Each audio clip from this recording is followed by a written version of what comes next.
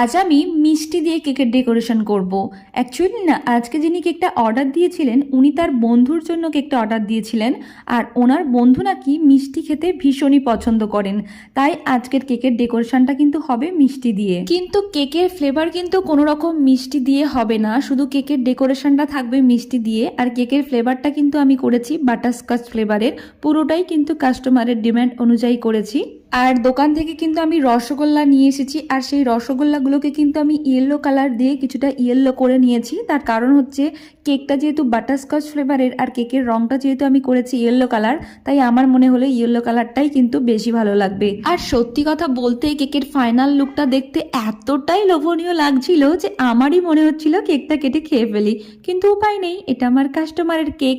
তো আজকের এই কেকের ডিজাইনটা আপনাদের কেমন লেগেছে অবশ্যই কমেন্টে জানাবেন। ভালো লেগে থাকলে প্লিজ একটা লাইক করে দেবেন। দেখা হচ্ছে নেক্সট ভিডিও।